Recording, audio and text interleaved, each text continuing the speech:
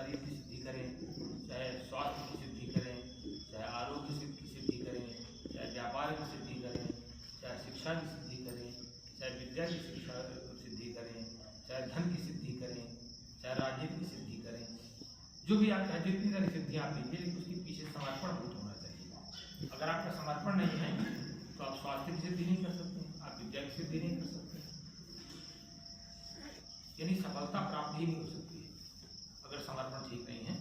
क्योंकि समर्पण से जो है, मैंने चिंतन किया है कि समर्पण से जो है पात्रता बढ़ती है, हमारी पात्रता बढ़ती है समर्पण से। समर्थ गुरु रामदास जी के पास उन्होंने शक्ति की उपासना किया। राष्ट्र उस समय बड़े खतरे में था हमारा, मुसलमानों का आक्रमण हो चुका था, धर्मियों का आक्रमण था।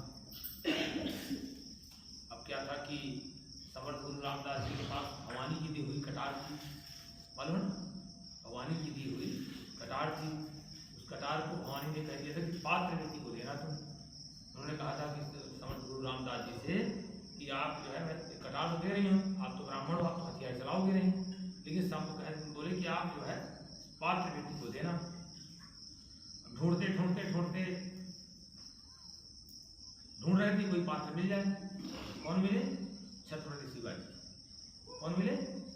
छत्रपति शिवाजी। तो पात्रता में परीक्षा करनी पड़ती है। हम भी प्रयास करते हैं, देखते रहते हैं कि परीक्षा करते रहते हैं, फिर उसका मन भी विचार करती है कि कैसा हो जाएगा, ये कैसा निकलेगा, इसकी स्थिति क्या बनेगी। तो छत्रपति शिवाजी की परीक्षा लेने के लिए जो है समर्थ गुरु रामदास जी ने, कहीं पर लिखा मिलता है कि आँख दर्द का बहाना बनाया, तो कहीं पेट दर्द का बहाना बनाया, दोनों बातें मिलती हैं। तो पता चला समर्थ गुरु रामदास जी के दर्शन के लिए गए छत्रपति शिवाजी, तो मिले नहीं। बोले उनके लोगों ने बताया, बोले कहाँ? बोले आगे उनका पेट दर्द कर रहा है, तराई जगह पर लेटे हुए हैं। बोले अच्छा। बोले महाराज जाके प्रणाम किया। बोले पेट दर्द तो हाँ है, कहने दवा नहीं? बोले बहुत दवाई की, दवा से पेट दर्द ठीक ही नहीं हो रहा। बोले कैसे ठीक हो सकता है? कहने एक जगह मुझे पता चला है, वैद्य ने बताया है कि अगर आपको बहुत गंभीर बीमारी हो गई है पेट में, अगर आपको सिंघनी का मान शेरनी का दूध मिल जाए तो आप ठीक हो सकते हैं, गंभीर बीमारी ठीक नहीं होगी आपकी। तो छत्रपति शिवाजी गए, जंगल में निकल गए, और जंगल में जा करके, ये कोई बहुत पुरानी घटना नहीं है कि पुराणों की घटना है, वर्तमान की घटना है, वर्तमान काल की।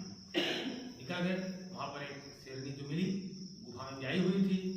उसने कहा छत्रपति शिवाजी ने कि अगर मेरी सच्ची गुरु भक्ति हो तो शेरनी तुम मुझे दूध निकाले दो। तो शेरनी जो है वो बिल्कुल गाय बन गई उस समय। सही सही था ना? जब आप एक बार एक व्यक्ति जो है पहाड़ से कूदने वाला था, तो उसने कह दिया, बोले भगवान तुम में शक्ति हो तो मुझे बचा लेना। हाथ पांव टूट गया उसके। उसने फिर पहुंच गया, बोले मैंने, अरे बोले ये क्यों आपने कह दिया भगवान तुम में? भगवान में तो शक्ति है ही है। लेकिन तो छत्रपति शिवाजी भगवान को चुनौती नहीं दिया, भगवान में तो शक्ति है, तुम ये क्यों कह रहे भगवान तुम में शक्ति बचा लेना? भगवान तुम कह रहे भगवान मैं आपके मध्य कूद रहा हूँ, मेरे लिए ऐसी बात लग गई है, इसलिए आप मुझे मेरी रक्षा करिएगा। आपने गड़बड़ कर दिया। तो छत्रपति शिवाजी ने जैसे ही कहा तो वो गाय बन गई, गाय की तरह स्वभाव में हो गई। दूध निकाला, दूध जाकर के दिया। वो तो एकमात्र बहाना था, परीक्षा लेने का बहाना था। वो जाकर कटार दे दिया बाद में। वो कटार दे दिया समर्थ गुरु रामदास जी ने इनको, छत्रपति शिवाजी को। और उसी कटार के माध्यम से हमारे उस समय जब से समय विधर्मी तो बहुत भयंकर उत्पात मचाए हुए थे हमारे यहाँ के। आप लोग शिवाजी में पढ़ते हो ना? 5-5 साल की 8-8 साल की बालिकाओं को ले जा रहे थे, कितना विधर्म था, सोचिए, विचार करिए। तो उसी तरह कटार के मध्य जो है उन्होंने पूरा राष्ट्र की रक्षा किया और हिंदुत्व और सनातन धर्म की स्थापना किया। तो समर्पण की बात आती है, बात थी समर्पण की। यही स्थिति चंद्रगुप्त कार्यकाल में थी। चाणक्य के पास भी शक्तियाँ थी, लेकिन पात्र व्यक्ति वो भी ढूंढ रहे थे, कोई पात्र मिल जाए ना तो हमने सिद्धि। जब किसी पात्र व्यक्ति के पास जाती तभी वो परिणाम देती है। कुपात्र में कुछ भी करते रहिए, जो बर्तन फूटा है और उसे खूब बढ़ते नहीं, वो गिरता जाएगा। इसीलिए पहले जो है पात्रता विकसित की जाती है, यही जानी चाहिए।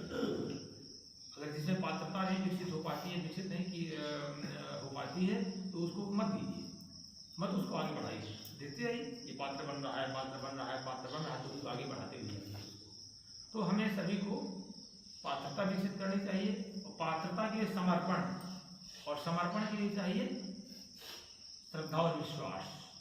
फिर उसमें इब्बट नहीं होना चाहिए, बिल्कुल नहीं होना चाहिए। कल मैं गया था तो गुरुकुल में 3 बच्चे लेटे हुए थे, पूरे बुखार, स्वास्थ्य समस्या है। तो कितनी बड़ी स्वास्थ्य समस्या है। आज का तुम्हारा समय जा रहा है, पढ़ने का। ये समय दोबारा तुम्हारे वापस नहीं आएगा। केवल झूठ बहाना बना के, थोड़ी बहुत जुकाम का बहाना बना के लेट जाओगे, क्या उसका परिणाम आने वाला है? केवल उसका दुष्परिणाम। कोई महान व्यक्ति नहीं बन सका जो मन, हम एक हमेशा चीज ध्यान रखना चाहिए, मन हमेशा बहाना ढूंढता है सांसारिक सुख पाने के लिए, और जिसने मन के बहाने को मार दिया वो आगे बढ़ जाता है। जैसे ही आप आगे बढ़ेंगे या कोई अच्छा काम करने जाएंगे, बुरा काम में जाइए, कभी नहीं मन बहाना ढूंढेगा, कभी नहीं मन विचार करेगा। जैसे ही आपने कोई अच्छे काम के लिए पढ़ाई करने, थक गया हूँ, पूजा सुबह के लिए जाना है, अभी और थोड़ी सो लूं, शरीर बदन दर्द कर रहा है, ऐसा नहीं करेंगे। मन का एक स्वभाव है, वो एक बहाना ढूंढता है, और अगर हमने मन के बहाने को मार दिया तो हम सफल हो गए। तो यही करते करते अभ्यास, इसी का नाम योग है। योग में 2 ही चीजें है ना, अभ्यास और वैराग्य।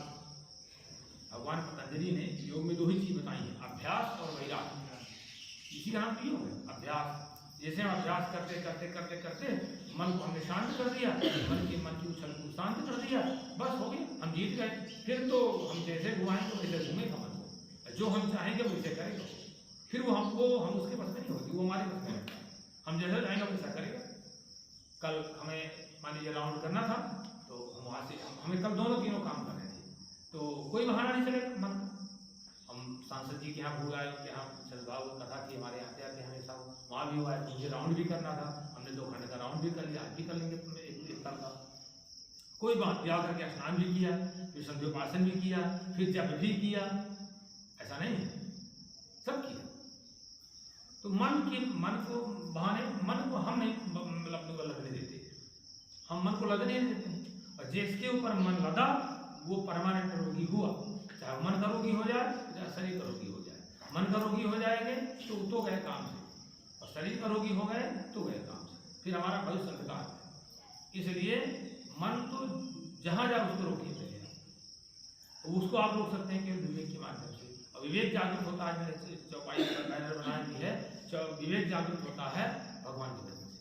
भगवान के चरणों में अनुराग बने, विवेक जागृत होना शुरू हो जाता है धीरे धीरे। अगर आपकी विवेक जागृत होना शुरू हो गया तो फिर समझ लीजिए, अगर आप में विवेक जागृत होना शुरू हो गया तो समझ लीजिए कि भगवान की कृपा हो गई, तो वास्तव में भगवान का भजन कर रहे हैं या भगवान की पूजा हमसे हो रही है। हाँ, और जैसे विवेक जागृत हो जाएगा हमारा आत्मविश्वास बढ़ने लगता है। हम ही अपने भविष्य के निर्माता हैं, हम ही अपने को दुख सुख देने वाले लोग। इसलिए बैनर लगा रखा है वहाँ देखिए, आपने अपने संसार में दुख सुख की स्वयं आपने संसार आपने निर्माण किया है, आप ही जिम्मेदार हैं।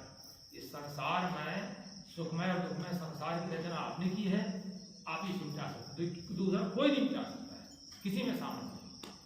पैसा लगा देगा, सहयोग साथ दे देगा, बाकी मिटाएंगे आप में आपको अपने में सामर्थ्य पैदा करनी, मिटाएंगे आप।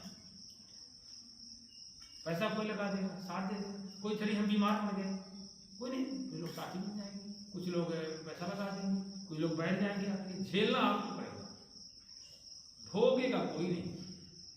आज पढ़ लिख लोगे, आगे बढ़ोगे तो भी तुम्हें को आनंद मिलेगा, नहीं पढ़ो लिखोगे, नहीं विकास करोगे तो भी तुम्ही को मिलेगा। ये कर्म का फल है, ये तो कर्म के फल पर भगवान को भी नहीं कर्म ने छोड़ा है। जो भगवान अवतार लिए हैं पृथ्वी लोग किसी को नहीं छोड़ता है, किसी को नहीं छोड़ता है। इसलिए हमें समर्पण पूर्वक, शांति पूर्वक, विवेक पूर्वक अपने ज्ञान का अवलंबन करते हुए आगे बढ़ते रहना चाहिए। निरंतर अगर हमें संकेत संकेत तो मिलेगा, अच्छे बुरे के संकेत। आने वाली घटनाएं अपनी छायाएं पहले से भेज देती है सिद्धांत। अगर आपको मान लीजिए स्वास्थ्य आपका अच्छा होना है तो आपको संकेत मिले रहेंगे, आपको बीमार होना है तो संकेत मिले रहेंगे, आपको पतन में जाना है तो आपको संकेत मिले रहेंगे। पतन में जाना है, संसार में आपकी रुचि बढ़ने लगेगी, संसार में सांसारिक विषय भोग वासनाओं में सांसारिक प्रवृत्तियों में आपकी रुचि बढ़ने लगेगी। समझ लीजिए मेरा पतन में जाने की टाइम आ गया, मैं विकास नहीं कर सकता। अगर हमारा संसार से विरक्ति होने लगी, संसार में तो रहना है लेकिन कमल के पत्ते की तरह, उसी में कमल के पत्ते की तरह, कमल के पत्ते पानी डाली तो बह जाएगा। तो अगर संसार में एक चिपका हमारा कम हुआ, विवेक जागृत हो गए, विवेक से हम संसार का उपभोग करेंगे ना, संसार का उपभोग विवेक से करेंगे। समझ लीजिए हमारा उत्थान होने लगा। चलिए